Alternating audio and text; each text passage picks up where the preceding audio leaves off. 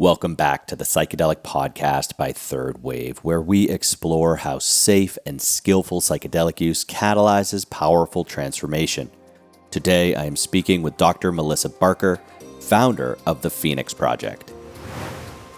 But I really came to psychedelics at 40 with actual intentionality and with a doctorate in trauma healing going, I think this can help my old brain. I think there's some good stuff here to dig into. And I'm a total newbie in this space, right? I'm learning as I go. I'm experiencing just these massive transformative healing breakthroughs. And at the end of the day, I'm really thinking, how do we harness this and build something to help people? Welcome to the Psychedelic Podcast by Third Wave, audio mycelium connecting you to the luminaries and thought leaders of the psychedelic renaissance. We bring you illuminating conversations with scientists, therapists, entrepreneurs, coaches, doctors, and shamanic practitioners, exploring how we can best use psychedelic medicine to accelerate personal healing, peak performance, and collective transformation.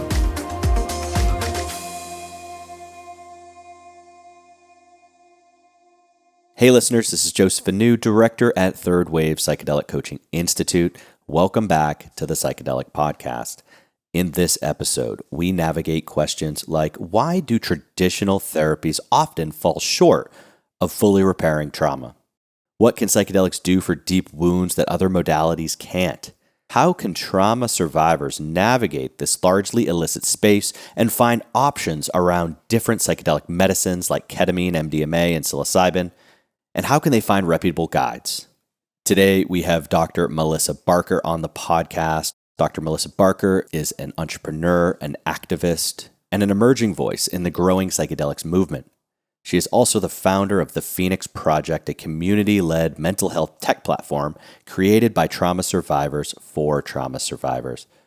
Dr. Barker's personal journey of healing from sexual violence led her to psychedelics, including ketamine, MDMA, MDA, psilocybin, and LSD, and she is currently utilizing her experiences to build Phoenix, the first AI companion designed specifically for trauma recovery and psychedelic integration. As always, go deeper into this episode with full show notes, transcripts, and any links that we mention in this conversation. Just follow the link in the description or head to thethirdwave.co/podcast. Once you're there, scroll down to episode 217 with Dr. Melissa Barker. Here is a glimpse of what Dr. Barker and I dive into today. First, we examine Dr. Barker's personal trauma history and the enduring impact on her mental health that it has had. We discuss how psychedelics accelerated healing and delve into her experience with ketamine, psilocybin, MDMA, and the lesser-known MDA. Dr. Barker also describes her process of selecting the right medicines and finding reputable guides, and later on we dig into the critical process of psychedelic integration for enduring healing. Dr. Barker explains the 7 stages of trauma recovery, why she started the Phoenix Project, and the importance of community in healing. Finally, we celebrate the power of Kundalini yoga and its role in both of our healing journeys. Both Melissa and I share that in our past. This podcast offers a profound message of hope for trauma survivors, and I hope you find it as genuine and meaningful as I did. I will add that this conversation does have mentions of sexual assault and other forms of trauma that may be challenging for some listeners, so discretion is advised. Before we get started, I invite you to take a moment to follow the Psychedelic Podcast on your favorite podcast app, or like and subscribe on YouTube. This is the easiest way to follow the rapid evolution of psychedelic healing and transformation. Plus, we have a ton of powerful content coming up that you're not going to want to miss. All right, that's it for now. I hope you enjoy my conversation today with Dr. Melissa Barker. Melissa, thank you so much for joining the podcast. Welcome. How are you? I am good. Thank you for having me. I'm very happy to be here. I'm really excited. I think this is just going to be a really important conversation because, I think trauma survivors, they can get stuck kind of in the more conventional above ground systems. And of course, those systems can be great for some and have some degree of healing for a lot of people, of course, but still, when you hear the anecdotal accounts of of victims truly and fully taking their life back with safe, intentional treatments with substances like MDMA and others, mostly in the underground, it's hard to not, open the door for trauma victims in the realm of psychedelics. So I would love to know, Melissa, following your traumatic experience or whenever it was that you began seeking help, where did you start, and really what worked even outside the psychedelic space? What worked, what didn't? And I suppose what made you turn to psychedelics and how did you go about that part of your journey? Absolutely. So, also very excited to have this conversation and honored to just be in this with you. So, my story is, I am a person that has compound PTSD, meaning I have more than one traumatic event that has occurred in my life, and those traumatic events have compounded, right? So when every event or traumatic experience would happen, it would only build and build and build, right? So it just kind of feels like the world is on your shoulders. And for me, my first traumatic experience was at the age of 5. It was actually an experience I didn't even realize I had until I was assaulted when I was 17. And that memory came flooding back to me. So we could talk forever about the body and what it does to protect the brain and the body from reliving traumatic experiences and the ways that we cope. But I was really gutted, for lack of better words, when I was 17 and I was assaulted.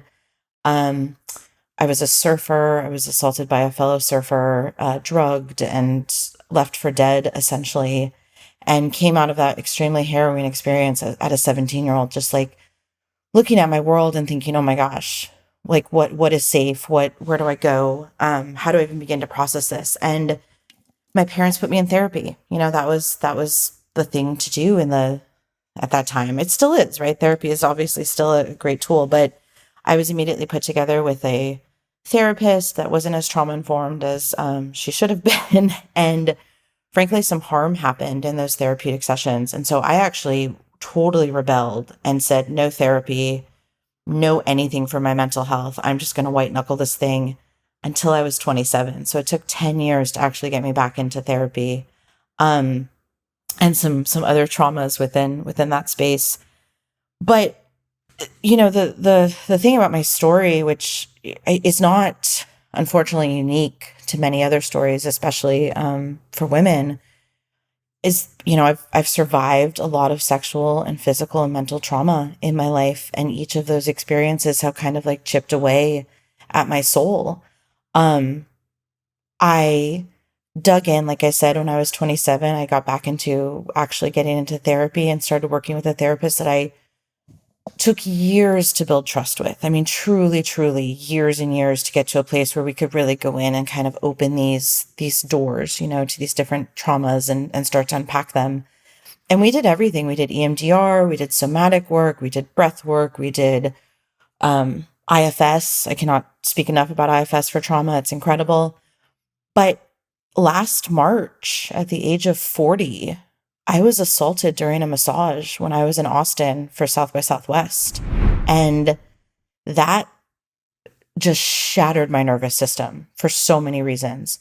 And so when I came to psychedelics, I truly came to the door desperate. Nothing was working. EMDR wasn't working. All the trauma therapy I had wasn't working. Basically everything I had in my toolkit for 10 plus years just suddenly was not getting the job done, and I could not break through.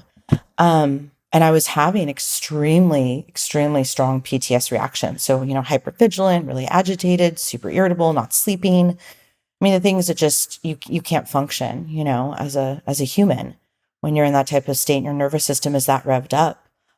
So I turned to psychedelics out of pure desperation, thinking, okay, maybe this will be the thing that helps me at least start to work this and get through it. Wow, Melissa, thank you so much for sharing. And I'm curious, when you were 17 and these memories from age 5 that were repressed or not anywhere in your awareness, what can you, for anyone listening, can you walk us through what is that experience like? How do you grapple with old memories, right? Did you find yourself seeking validation, or what What was that experience like for you? It was beyond humbling. It was confusing. It's almost like, so you're, the brain does everything it can to protect you, right? And so does the body. And so what happened to me at 5, which was I was molested by a relative, my brain and body suppressed all of that. I mean, literally put it so far in the back of the closet, that you were not going to find that thing unless you really, really went digging. And then when the assault at 17 happened, it was like my entire nervous system and body and mind and spirit, everything was just on fire. And it was when I was in therapy, trying to work through the assault of me being 17, what had happened to me. I stopped surfing, all these things that were part of like me and my soul felt like they were being taken away. And it just all of a sudden, it came through me like wildfire. Like I remember sitting up in the session and going, I think something happened to me when I was younger. And the therapist at the time, this is why I wish she had been more trauma informed, immediately reported it to my parents, which was not the greatest path to take because that completely shut me down. I was so raw and fresh, and it was like watching a movie, but you're just in the observer seat, you're not part of the movie, but you're in the movie and you're just trying to make sense of it. And there was so much disconnection. My body was telling me we lived through this happened. Like I could feel this, somatic experiencing of it. And my mind was trying to make sense of it because that's what the mind does, right? It's like, how can I make meaning? How can I put this in a box? Like how can I wrap myself around this? But I was so raw and fragile that I didn't even touch that memory until 10 plus years later when I went back to therapy. So it's almost like it came out, and then I immediately put it back and shoved it in the back of the closet, which, for trauma survivors, it's very common because it's hard to live through this stuff. And it's even harder to have these almost like ghosts of memories come back and floor you. However, that trauma stays with you that whole time. So it's showing up in coping mechanisms, it's showing up in behaviors, it's showing up in relationships and self-talk and all these other ways.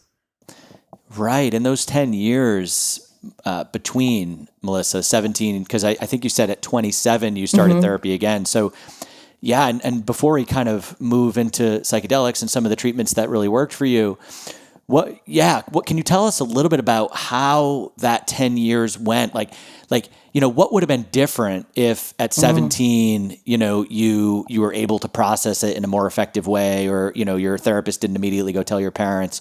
How would your lived experience from 17 to 27 been different? Oh, I think it would have been a completely different life. So, jokingly, I'll say that like I went on like a trauma, full blown, like let's just add as much as I can to this whole story. Let's just really up on all the trauma. I was like a magnet for it, talk about like unhealthy relationships, toxic relationships, abusive partners, self-abuse, self-abandonment. I had a daughter, my beautiful, beautiful, amazing daughter who's now 19 at UC Santa Cruz, but I had her at 21. I was a young mom with an abuser. And I had, a baby that obviously changes your entire life. What's interesting though, throughout this whole time though, there was always this really strong seeking part of me that was online, that was like trying to make sense of like all these things, these life experiences I kept just wanting to have on some level, which really, when you peel back the layers, is, that trauma, that part of this deep shame and deep self-hatred that you go into these places of self-abandonment and almost, live your self-fulfilling prophecy of like these things keep happening, and it just keeps recycling over and over and over. So I think a lot about like if 17-year-old me had different paths laid in front of her, one of which would be psychedelics, I mean, it would have been a completely different life. And I can say that with, without like any doubt in my mind. I do, like, this is where I go into the spiritual side. Like, I do believe that everything that happened was an initiation of sorts. I had to live through a lot of these experiences to get to where I am today, to do the work that I'm doing today.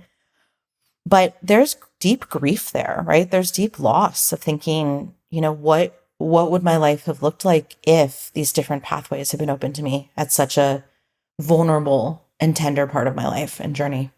And I know you mentioned EMDR and somatic work, and I am curious. I want to begin to get into when did you begin using psychedelics at age 40, or was it sooner than that? At age 40, well, okay. So when I was 18, I definitely played around. I did not do them intentionally, as you do. Which now, like, I look back and I'm like, wow, that mushroom trip was like really, really like taking me to some places. Like, I really had a deep journey there. But I didn't know what I was doing. I was like, I'm like, Molly's really fun. This is great. Or, ecstasy, because I'm a 90s, 2000s raver kid, But I didn't know what I was doing with intentionality. It was all from this place of escapism, from like when I tap into this place, I'm in a different world and I'm in a different, I can kind of like feel what happened to me, and it doesn't completely flood my system to the point of complete breakdown, Right. But I was, 17 and 18, I tried to commit suicide when I was 18. I had a really, just not great experience in college, which, happens, unfortunately. And it was like, I was so raw and so vulnerable that I'm like, I don't want this life. Like, I can see the path in front of me, and I don't want this experience cycling over and over, But I really came to psychedelics at 40 with actual intentionality and with a doctorate in trauma healing going, I think this can help my old brain. I think there's some good stuff here to dig into. And I just turned 41, so I'm a total newbie in this space, right? I'm learning as I go. I'm experiencing like just these massive transformative healing breakthroughs. And at the end of the day, I'm really thinking, how do we harness this and build something to help people? How do I go back to that 17-year-old and help her? Right. Beautiful mission. And when I do frame these questions, I should always say, when did you begin safe, intentional, responsible psychedelic use?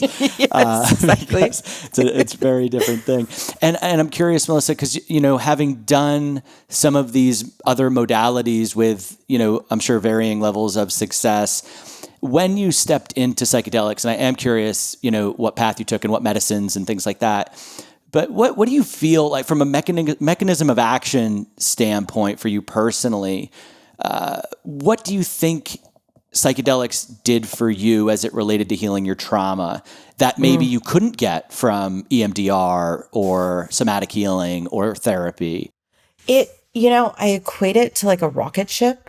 It was like I got on the rocket ship and it was immediately, I was there. I was right there interfacing with these parts of myself that were really, really hard to get them to come into the room through traditional talk therapy, through EMDR, through somatic work. I had accessed them before. I knew, I've been doing IFS work for 10 plus years, and I knew who the players were in the room, but I could never get them all to come in and really be in dialogue with me. And so, and I would love to go into like what I've used, what I've been learning, because each medicine has had a different teacher to me. It's added another layer. It's added a different piece. But with psychedelics, it's like I'm able to jump the line, so to speak. I can go right in and say, okay, we're going to work this part. We're going to look at this piece. We're going to really get to the core of it. And then I'm able to come out of those journeys, turn to my therapist and say, okay, I've got a blueprint for us to work with now.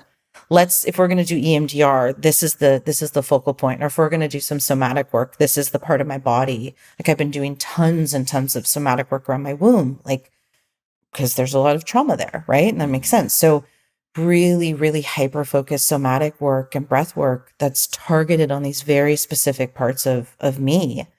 And I'm blown away by the results and the outcome. And it makes me so hopeful for trauma survivors everywhere. Absolutely. And so it's more that, the psychedelics enabled you to get through that nervous system response, through that alarm, through that fear, to see things as they are, and then take that to non-psychedelic modalities and work through it. Exactly. And then also to say, okay, I now understand, where this coping mechanism came out of a place of trauma, where this pattern of behavior that I keep running through, where it's came from, and I can actually go to it, post journey and say, this is how I'm going to move the needle forward. This is what I'm going to do to start shifting that behavior. And because of the neuroplasticity, because of the state your brain is, post medicine, I can actually feel myself rewiring parts of my brain that I never ever thought I could access. I never thought I could go in and start to repair. I had a journey actually one time with ketamine, and these like cartoon birds, like in the old school Disney movies, came in. they were like sewing the parts of my trauma, like actually sewing them and then giving them back to me. And I was going, okay, it's whole. Thank you. There's no longer these shattered, these tattered parts of me. They're being sewn back up. That's beautiful. And ketamine is, pretty broadly available now. And I'm curious for trauma victims that may be listening, what was the path to find when you decided that psychedelics might be a modality to try? How did you go about finding safe, structured, responsible facilitators, docs, what was your path like? Because I think a lot of times there's a lot of people out there that are probably suspecting that psychedelics could help them, but they don't know where to go. Maybe they see the ketamine clinic, but as it relates to especially other medicines, sometimes that path, it's a big part of what Third Wave is really trying to help people with. But I'm curious on what your path looked like, Melissa, when you decided, yes, for psychedelics, yes, I want to investigate this. How did you navigate the fairly illicit environment? Absolutely. So I will say that I chose a very structured path, and I went rogue and messed up a lot. So there's two parts of the story. There's the part of, I came to psychedelics desperate. I came from it thinking, I don't want to try SSRIs. I've tried those in the past. They've never worked for me. They've made things worse. This isn't depression. This is trauma I'm trying to work with. And I'm incredibly fortunate to have, the academic background I have. So I was able to like quickly like devour journals and things like that, to be like, all right, I can see the case studies. I can see where things are headed. So I picked Mind Bloom. I was like, all right, this is great. They can be shipped to my house. I can do this in comfort of my home. Let's give this a whirl. Let's start in. And so I started with Mind Bloom, and very quickly with ketamine, very quickly I had to be put at like the mass dosage that Mind Bloom will give you, because my body would not release and drop in. And I mean, I could like basically stay in like 35 to 38 minutes on the nose. And every time I check in with my clinician or the team, they'd be like, oh, let's see if we can get you in an hour. And ketamine was this beautiful, beautiful opening. It really opened the door to medicine for me, and actually stepping onto a medicine path. And so as I started working more and more with ketamine and started, having some of these deeper journeys, which I think a lot of the depth that I was able to reach at such an early part was that I had this foundational work under me, right? Like 13 plus years of trauma therapy, IFS, these really important levers. I was able to go in and get all the systems firing. But from ketamine, I started to hear the call for psilocybin. And I was like, all right, I've, did mushrooms again when I was younger and didn't know what I was doing, and had some profound, now I realize, breakthroughs. So started, microdosing with psilocybin, and started doing that on my own and experimenting. And here in the Bay Area, psilocybin has been decriminalized in San Francisco, Oakland, and Santa Cruz. So we're fortunate that we can actually go and source good medicine. But very quickly realized I don't know what I'm doing, and I need to be in reverence with this medicine. Like, this is medicine that is deeply, indigenous. It has this beautiful history and culture. And I was very quickly made aware, like, this isn't something you just, come in and play with. This has to be in deep reverence to access the shadow parts of myself that I was really trying to, heal and bring forward.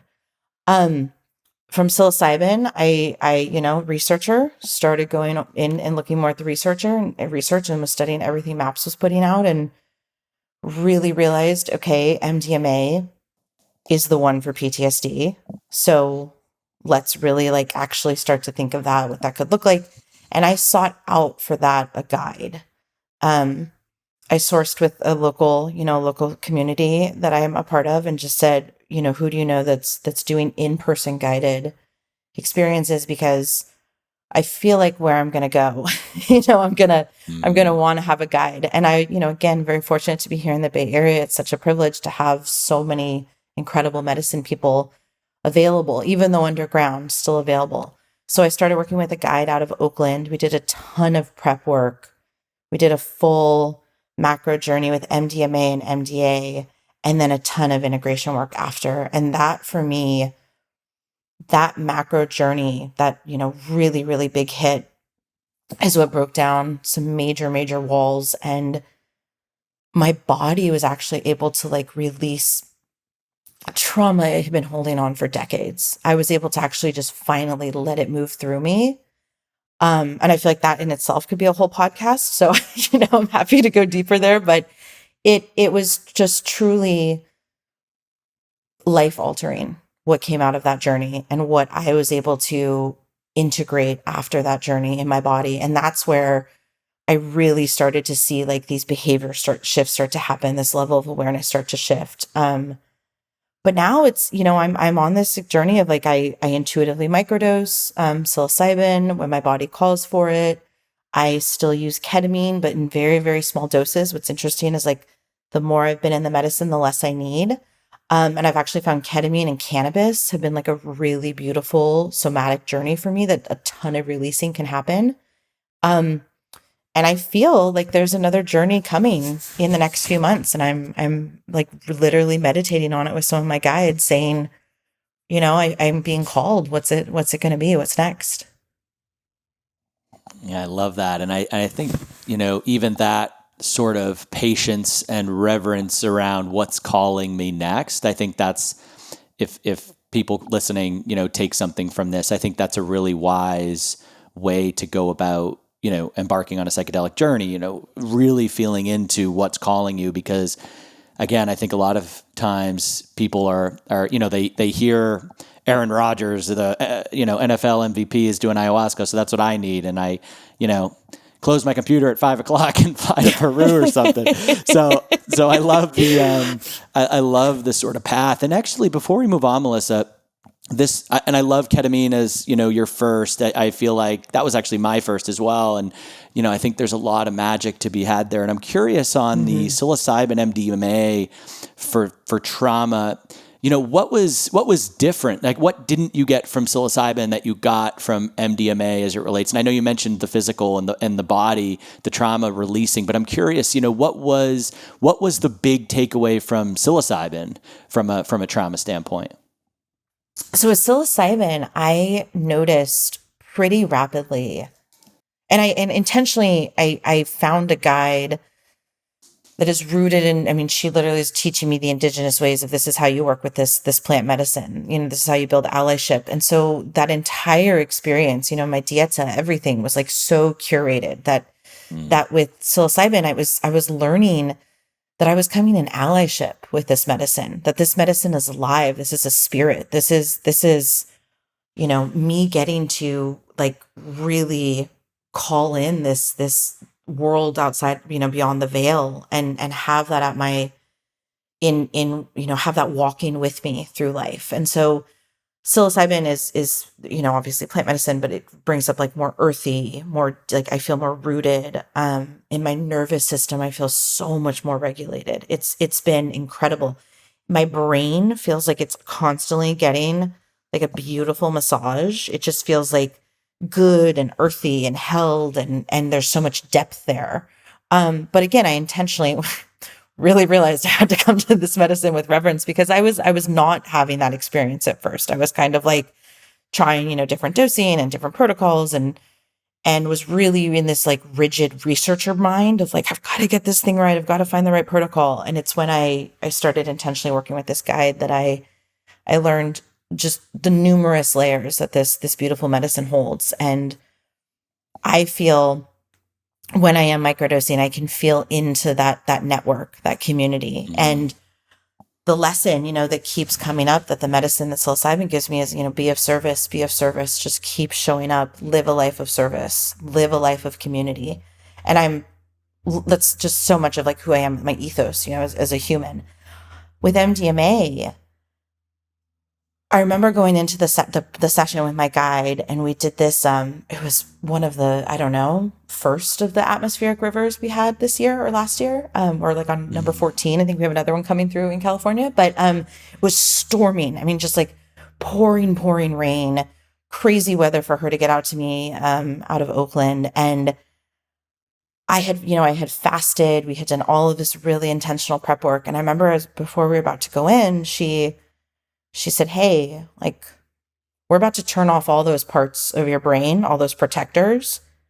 And I just want you to know, like, on the other side, they could get really upset because, you're about to shut them all down and really drop in.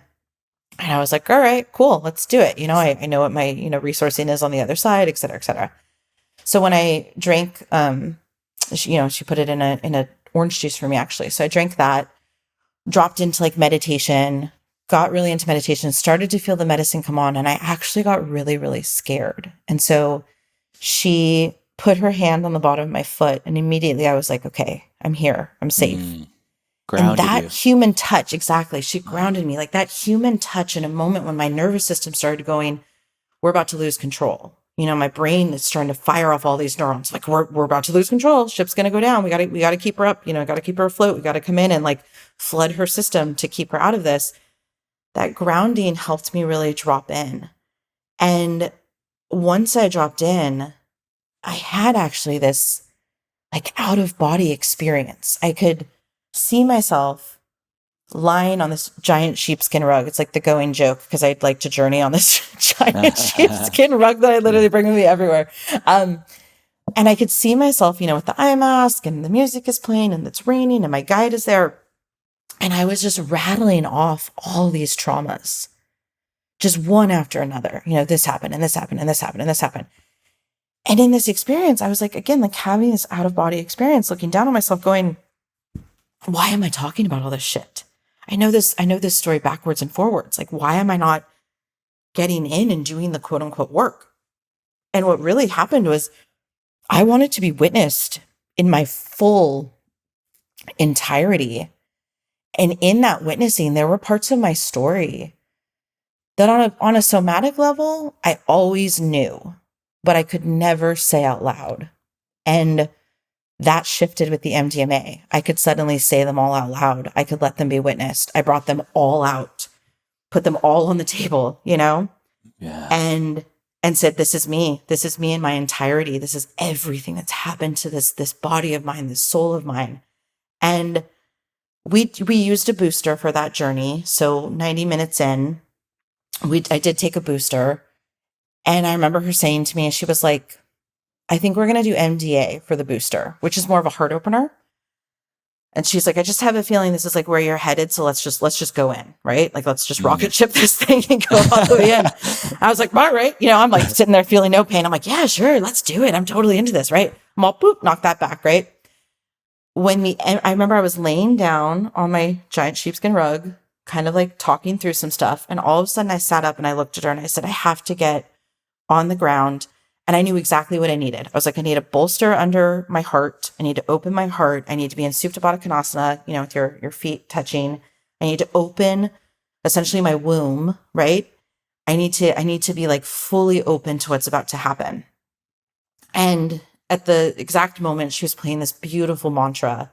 So when I peaked, when I really, really hit this peak, I felt my entire higher self embody my whole system. And it felt like I could feel in my cells, in my blood, in my soul, in every part of me. This is what it feels like to live without these traumas. This is who I actually am at my core. This is who I am in my essence. And I remember I started crying and I looked at her and I said, oh my gosh, I've been trying to find her my whole life. I'm actually getting a little emotional. And she said, she's always been with you through everything. And like right there, it was like go time. We just dropped right in, and she's like, okay, you're in it. We're going to go with this. We did mirror talk. I ran outside. I like, was talking to the trees. I was like dancing in the rain. I mean, I was just completely embodied in myself. And it was this experience of, oh my gosh, I don't have to keep carrying these things along with me for the ride. I can actually, I can put them down. I can put them down. They don't have to be with me all the time. This is how I can actually live. This is my birthright, to feel who I truly am on a soul level. And it was incredible. And, I was also using a large amount of medicine to get to those parts. But afterwards, the integration part is I'm able to like listen to those mantras and find her again. I'm able to walk back home to myself. Like it was like I was given this beautiful key to myself and saying, when you get lost, this is how you find her again. This is how you walk back home to yourself.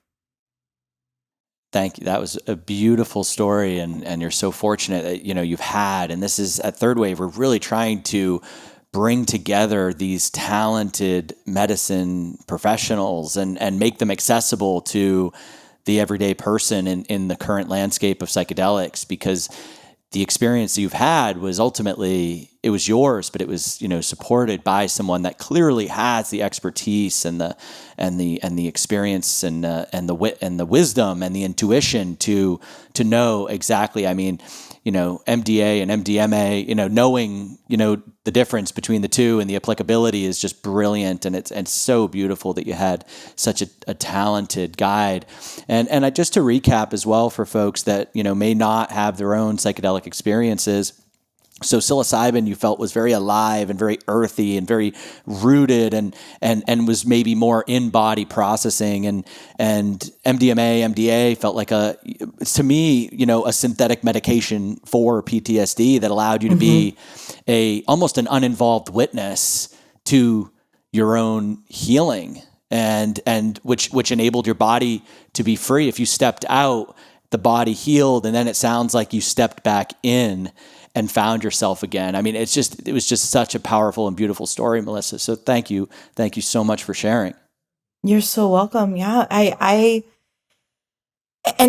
did not post that journey. Like, while I had this incredible journey, my integration on the other side was really, really hard, because just as my guide had told me, we had turned off these protective parts. We went full in for 6+ hours. Like, I have 6 hours of audio from that journey recorded.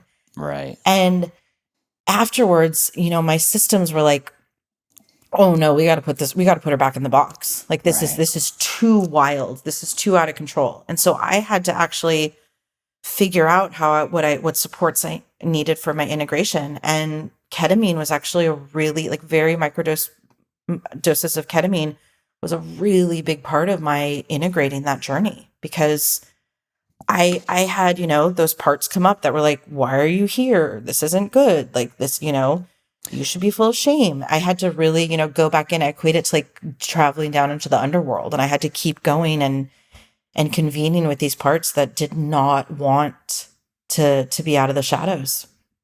Right. And it's so important, right? Like, the ego does come back online. And I think this is sort of the, this really intentional and responsible journey that you're having. You've alluded to, you suspect there's another one coming up at some point soon. And, doing a lot of integration work is really, where the magic is. Otherwise, in other words, just like you said a minute ago, you need to be able to take her with you. You need to be able to come out of the journey space and go to work on Monday morning sometimes. And, that, it sounds like you recorded the audio and just really listened to yourself and, use that to drive this integration and drive yourself deeper into yourself, which is beautiful. Melissa, I'd love to ask, kind of contextually, of course, you're super fortunate being near Oakland and, decrim and you can get access to high quality medicines and facilitators. In most states, that's of course not the case. And do you see like pros and cons of the present legal landscape, if all psychedelic use was above ground, how would that have impacted? Do you have any thoughts? Do you see what I'm kind of beating around here? I'm just curious on pros, cons of the current landscape and how it's, because it doesn't sound like you were in a highly medical clinic. Maybe you were in your home or something like that. So I'm just curious in terms of, your thoughts around the current legal landscape. And I suppose the specific question would be pros and cons of where it is right now, mostly illicit, but in some areas decriminalized.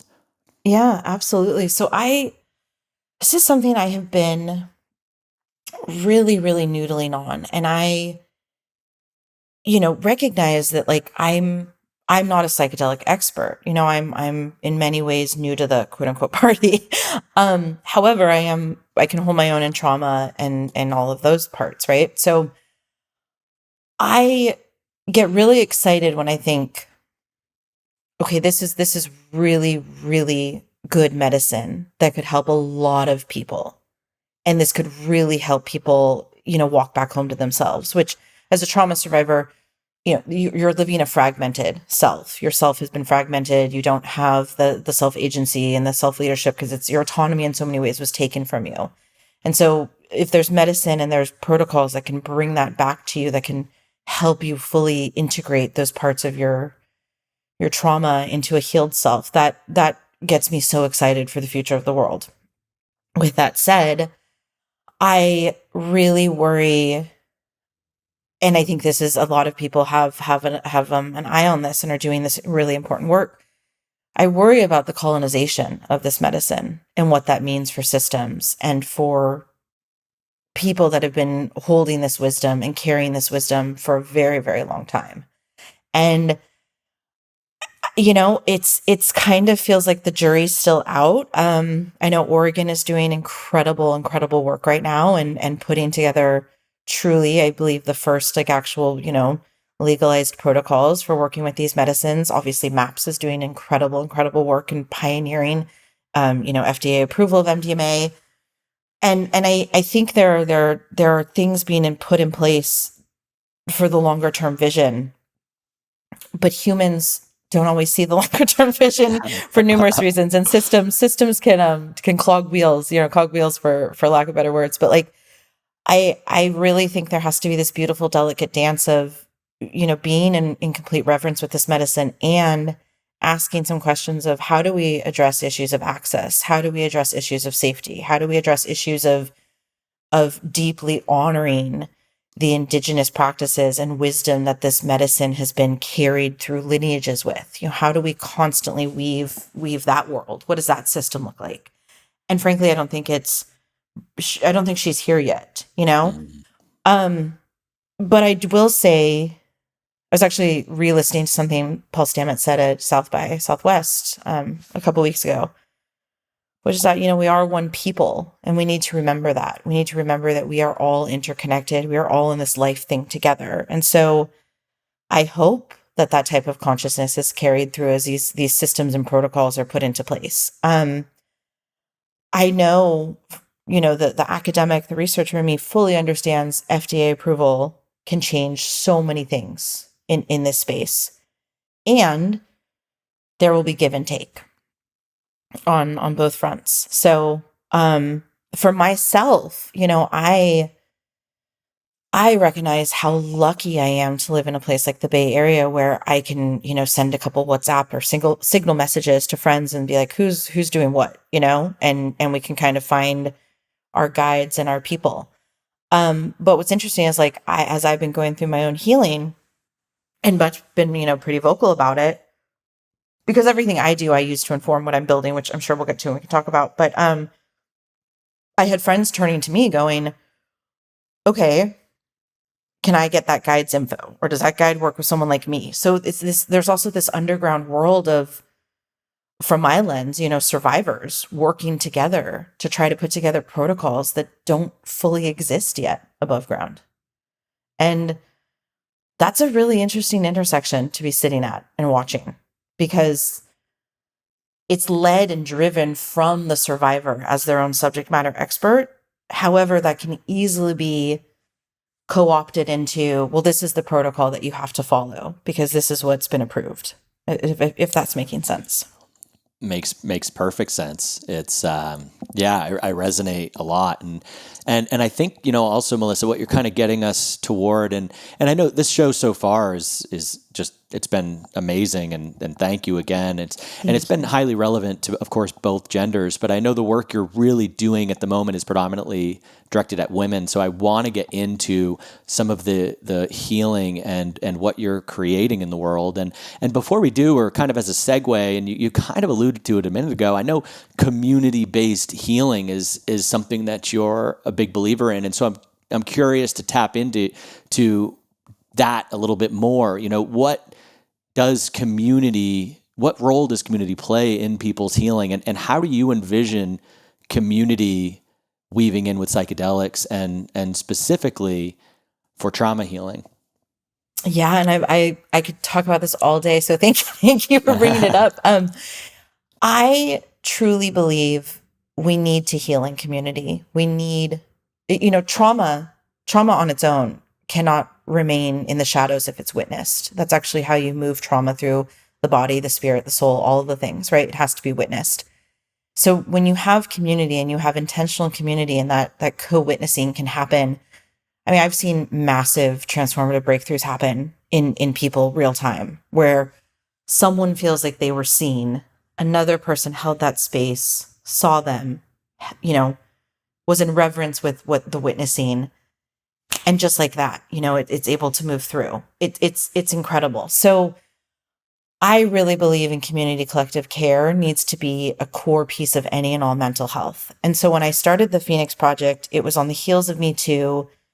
Part of my story is I was one of the 31 survivors that filed a Title IX suit against Lawsuit Berkeley for mishandling sexual assault back in 2014. So this is pre-Me Too movement. I'm using scare quotes right now because Tarana Burke was and has been doing the work much longer than when Me Too went viral. But it was this really interesting place of consciousness where survivors were starting to be seen more and speak up and say, this happened to me. It's not okay. We have to change these systems, right? There are systems in place that are creating these continuous outcomes. So I wrote out a 4.5-year long lawsuit against UC Berkeley, which is a whole other gnarly story, while also stepping into my doctorate and coming to academia saying, okay, I can see the systemic flaws. I can see the reasons we have these, these traumas that kind of perpetuate and continue over and over and over.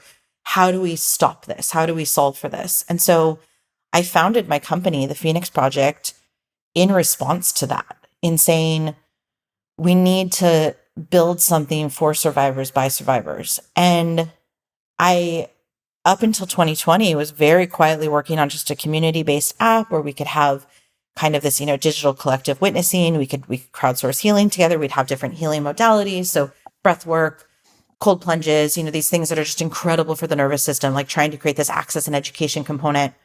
And then the pandemic happened. And the Bay Area was one of the first spaces to shutter. And so it felt like overnight, our whole world was flipped upside down. And, trauma researcher me is going, okay, we're about to be in collective trauma and we don't have any of the resourcing for the most part. People don't know how to get through this. So I pivoted Phoenix and said, let's make Phoenix available to anyone and everyone having a hard time, which was an understatement. And we just super grassroots. We're like, let's find a bunch of healers. We put together like a COVID response team. 7 billion people. 7 billion people. When I think back to like the early days of Phoenix, like it was wild. We would be on Zooms with 60 people all over the world on all these different time zones.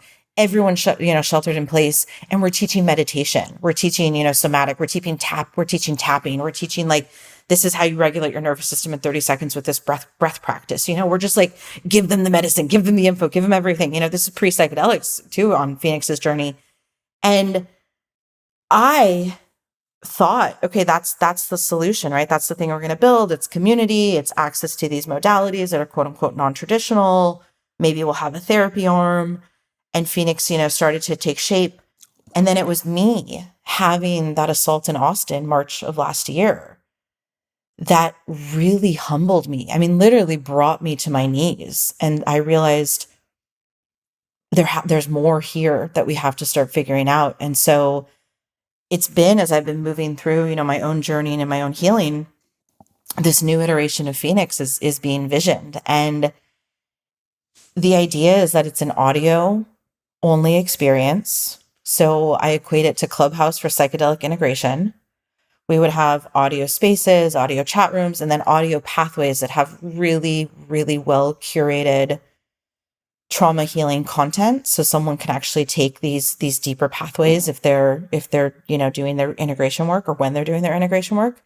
And at the center of it, at the core, is a community.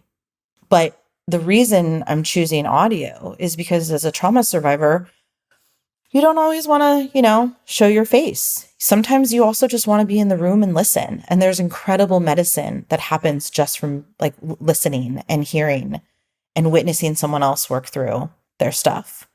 And I was actually talking to an advisor this morning because I was like, oh, I'm doing this podcast, but the product's not, I'm like, founder moment.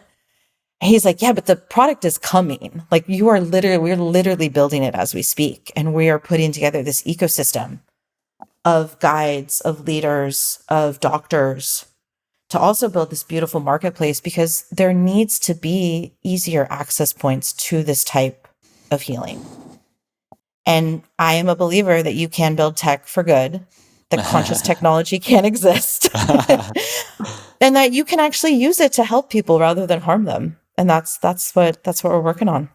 I love that, Melissa. And, Thank you. I think, from a third wave standpoint, this podcast, I think there's a lot of our CCP coaches, our graduates from our coaching program that would probably fit nicely in your community as well. And, what's kind of coming up for me, it's this amazing kind of fractal where there's trauma eats you alive, and it takes so much courage to step into the open, and so does psychedelic use. And the good news is that courage is contagious.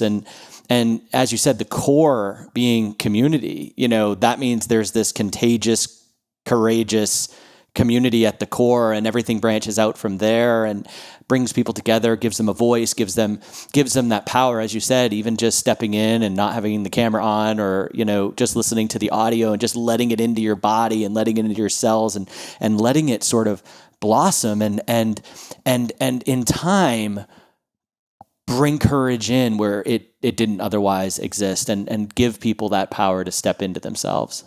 Exactly. And I, out of my doctorate, my dissertation was on how are trauma survivors finding sustainable healing when they're in times of collective trauma. And I dissertated through the pandemic, which is a wild experience in itself. But I created, this entire, because at the end of the day, I'm building tech, right? So we're always saying like, okay, how do we move someone through these different phases? What does that look like? And we created like 7 stages of healing for a trauma survivor, and recognized like the 7th stage being, I'm ready to be seen, I'm ready to share my story, and I'm ready to give back. I'm ready to I saw this beautiful quote the other day that said, I'm going to mess it up, but it eventually alluded to, the real heroes are the ones that survived the fire, came out, and turned around with water to go back in and save those that were still in the fires. And that's what trauma survivors do. There is a shared empathy and connection that I have studied, I have researched, we have quantified, I've done all the things, right? That is so beautiful and so innately human and so full of hope, that I have watched time and time again that when a trauma survivor gets to this place in their own healing, the first thing they do is say, how do I go back and help those that haven't come here yet? How do I bring them to where I am? And I believe in the power of voice. I believe in the power of community. There's so much that can happen when you're intentionally in these spaces. And so Phoenix 2, as I'm dubbing her, so creative right now, is really at the center, at the core, is to help people have this collective community care approach to their healing, to their curiosity, to their integration. And then to have, this beautiful marketplace also holding them and guiding them, where they can step into their own autonomy and say, I'm called to work with this guide. I'm going to do a discovery call, or I want to work with this coach, or I, want to put together, this is what my integration looks like. It's sound baths and it's this, or it's, it's truly bringing someone back to their true autonomy of self, so they can go and lead in the world. I love that. And there's something to be said for this. You walk in pain, and you get some relief, and you feel that sense of belonging. And as soon as your cup is full, you want to come back and support the people that are entering at that pain relief phase. You want to contribute and in some way, and I'd be curious, Melissa, if you could give us a little bit more of a sneak peek at the 7 stages, Yeah.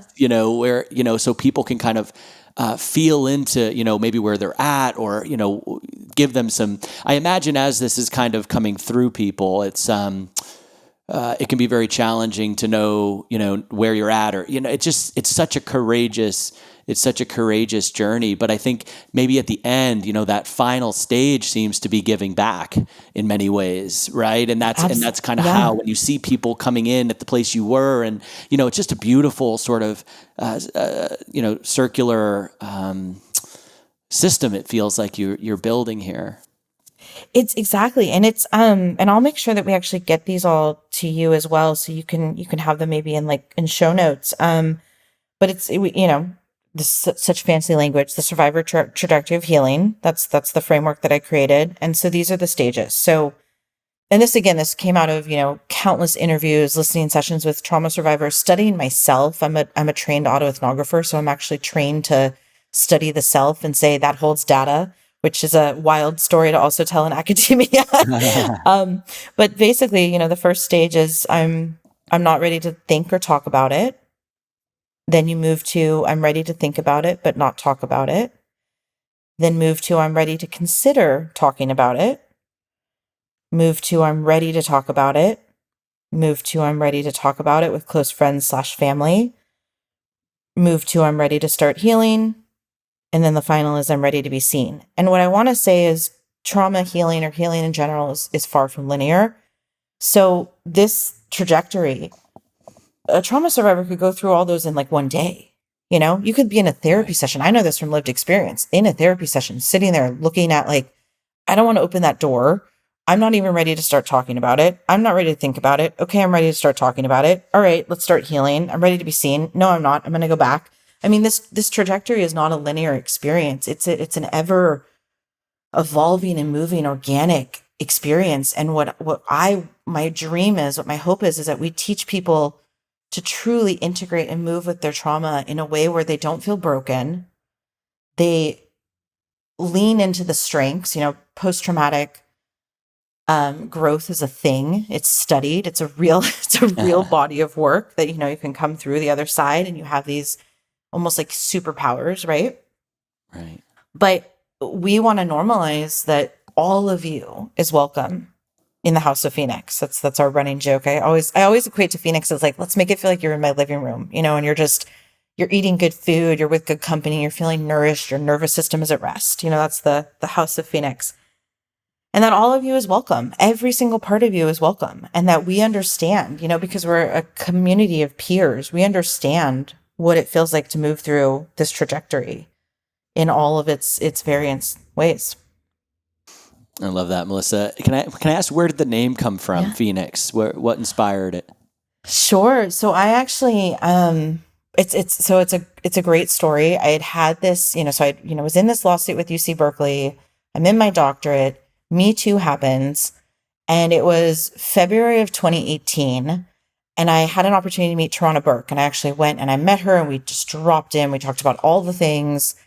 And I remember I told her, I was like, I'm building this thing. I don't know what it is. Like, it just hasn't like totally presented itself to me, but like, it's going to be a community for survivors. We're going to have these things. And we just, talking. That night I came home and I was taking a shower, and I suddenly just got this very clear download. All pre psychedelics, by the way. That like the Phoenix. And I was like, okay, I get it. Like the mythology, the Phoenix, has to burn itself down to like rise up, through the ashes to come back stronger. And I just kind of like got my journal out and I started journaling and free writing, and which is a practice I lean on a lot, and just let my mind go like, into this void of what am I doing right now? And it just was like the Phoenix Project. And that was it. And now I'm, at this really interesting juncture with the company where we're moving into a C Corp. Phoenix at the end of the day is a technology company. So we're looking at venture and putting together, who we're going to be approaching and talking to. And so the company actually has to have a different name at the corp level. but it's truly at the heart. It's this story of inner transformation and an understanding. It's okay to burn down. You will come through that. You will come through, and we will rise together. We will literally embody the phoenix and come back stronger through all of it. So beautiful. Yeah, the phoenix, because the phoenix is like it's reborn, right? Like there's and isn't that the process of healing? And to some extent, right? My last name Anew is not a mistake, and it's not genetic. It's not. It's a name that I chose, and it's related to some of this work and this rebirthing and this inner transformation. And so I love that. And yeah, the phoenix of this. It's immortal and it's reborn, and it's a beautiful. As someone if someone is in trauma, it's this idea of if I could only be reborn, right? I could start again. And gosh, I just love that overlay there. Thank you. I had a Kundalini teacher years ago in LA. I told her, I said, okay, I finally named the company. And she just looked at me and she said, I see what you did there. Good job. But on a spiritual front, I've like had these wild life experiences of my own phoenixes, my own burns, my own like living through, 2022 was like the year of the phoenix for me. It was like everything in my life was crumbling around me. And I was suspended in the ashes for a really long time in 2022. I had to really, every time I kept trying to get out of it, something would happen. And I was like, nope, I got to just sit here. And it's been 2023 where I can start to feel, me coming through as this new embodiment of self, this truly the new iteration of the phoenix. And as I'm going through that, surprise, surprise, the company is going through its new iteration. So I am a huge believer in self-transformation and the power that it holds for all of us and for the collective, which, we're living through some interesting times. We definitely need some collective consciousness to be helping us heal together. I agree. And I have to ask, Melissa, who was your teacher in LA?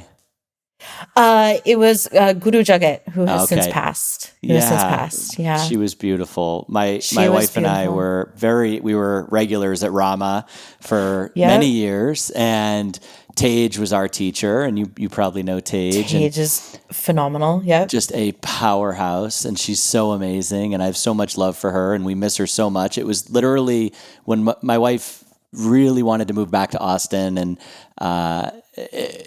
Tage was the thing that almost kept us in LA. It was like that. Oh, I get it. It was like, and I think for folks listening, for me, Kundalini was really an on-ramp to psychedelics, even though I've never met a Kundalini teacher that would advise psychedelic drug use. But in terms of that, I'm curious, and this maybe is how we'll close, but the fearlessness that comes out of a Kundalini yoga practice, and the moving of energy, especially from the lower chakras, and stuck energy that is liberated in those classes is, we talked a little bit about non-psychedelic modalities, and it's so wild that Kundalini came up because it's just been such a part of my journey as well. And I'm curious if you have any final thoughts on Kundalini, and then we'll kind of. So many, and the Kundalini community there's been a lot moving through it. There's been a lot of shifting. There's been a lot of, I've met teachers that won't even tune in anymore. Right. And so I think, that brings up this systemic piece, right? The system piece that we all live within. But Kundalini for myself, like I found Kundalini in 2009. And I was living in Berkeley and, getting to practice with amazing, amazing teachers. And it was shifting so much for me so rapidly on like a cellular level, talk about like transformative and, moving through trauma, that it felt like a rocket ship, right? Like it in many ways felt similar with psychedelics, of like this rocket ship of like skipping the line of like, I'm going to go right there, and it's going to get me to where I need to go. So I can really work this thing through. So having it as one of my, and that's why I have a giant sheepskin rug. Happiness is one I of almost mentioned it. Yeah. Melissa, when you said that an hour ago, I almost said you must have had it from Kundalini. Exactly. It's my Kundalini. Yep, that's why I sit on a giant sheepskin rug when I journey. That's right. But it's been for me, what I found so incredible is, and I choose to still tune in. I choose to still, I clear my field and I really intentionally tune in and tap into this ancient technology, through breath and mantra. And I find it's this absolutely beautiful ally to psychedelics and to journeying. I mean, I've been in journeys where I'm doing breath of fire, where I'm moving stuff through, where I'm, Wow. Doing some of these movements and practices. Yeah, ketamine especially. I get really, really I want to move a ton, which is interesting. But I have been able to alchemize and move that energy and tap into these practices that my teachers have given me and that I've been able to learn and have in my wheelhouse. And so I think though my core takeaway with any and all healing is it truly is a choose your own adventure. What is working for you? What is your soul called to? What is the medicine that uniquely fits your vibration and your path? And Kundalini, I know, is not for everybody. It can also be extremely activating. So I've had to there are times where I have to do gentler practices or gentler mantras where I'm not moving as much of the energy, but it's your life force. This is our true pull it all back life force of self, of the soul. And when you can tap into that, you're unstoppable. So I selfishly would love to see more of humanity get to tap into those parts of themselves. Absolutely, Melissa. Well, thank you so much. I want to just ask if there's anything in closing that we didn't dive into that we missed or that you'd love to share with our audience before we call this episode complete. Is there anything we missed, Melissa? I just, I want to just say, because I know intimately what it feels like to be on your healing journey in different stages and to have moments of what am I supposed to do next, or I don't even know where the door is. I'm in the room and I don't even know which way is up. That you are not alone, that there are people here to help you heal, that these lessons, these things that you've lived through and you've had to live through, these, now I call them initiations in my life. They don't have to make up all of you. They are catalysts for growth and transformation. And that the most courageous work I think any human will ever do is leaning into their healing. And it's deserves to be celebrated and, cheered along. And I hope that as we build Phoenix and we're putting this new iteration into the world, just for anyone listening, we are truly building a home for healing that you can bring your whole self to. And I'm so excited to be in that with our future community that's coming together. I love it. So, bring all of your parts. Bring all of your parts. Bring them to the dinner party. Let's get weird. They're all welcome. And let's truly do this whole wild healing thing together collectively and show up in our lives differently, which I believe will ripple into the other parts of the world and communities that need it, I love it. And I wish you just all the best and so much success. And I know you're going to help just so many people. And it's such a beautiful mission. And you have such a just passionate, energetic voice and an experienced one too. And I just think that that's what people need. And so I wish you all the best, Melissa. And this has been so great. Maybe before we close, and I probably said it in the intro, but your website, where people can find you, where do people go, Melissa? Absolutely. So right now we're at iamphoenixproject.com. We're building a newsletter. We're in that space of, one product is being sunset as we step in and build the new product, true Phoenix moment, right? Burning down to rise through the ashes and build something new. So please sign up for our newsletter, and that will basically take you along for the ride as we're working on, we're really, really excited with what we're working on. We're, in classic tech fashion, keeping quiet about it, but I'm really lit up about what we're going to be launching into the world. And I would love any and all that are interested to follow along and get updates. You can also follow me on Instagram. I'm not really big into social media. I actually fully pulled away for the last year plus, but I'm slowly sharing parts of my journey more and more on there. And I'm at Dr. Melissa Barker. And just please say hello. I love meeting people. I love being in community, and would love and be honored to have any and all that are interested in what we're working on. And we will, I know we kind of talked about this, like we're starting with women because I identify as a woman, and that's, where I'm building from. But we have an entire just world of amazing men that are also going to be building on Phoenix. So there will be, we want all representation to be held and put into this tech solution we're creating right now. So more to come. Yeah, thank you so much, Melissa. This was a real joy, and it's so nice to know you, and thank you for all you do. Likewise, thank you. Thank you for everything. It was my pleasure. So thank you so much for having me. Hey listeners, Joseph here. I hope you enjoyed our episode today with Dr. Melissa Barker. Remember to head to thethirdwave.co/podcast to go deeper into today's show with full show notes, transcripts, and all the links we may have mentioned in this conversation. That's thethirdwave.co/podcast. What moved you in today's conversation? What inspired you? What new insights did you gain? Or do you have questions for Paul or myself? Continue the dialogue with us at community.thethirdwave.co. Once you're logged in, navigate to the Psychedelic Podcast menu and leave us a comment. And while you're at it, check out the rest of the amazing platform to find support, meaningful discussions, high-quality education, resources, and of course, providers across our global ecosystem. You can sign up for free at community.thethirdwave.co. We hope to see you there.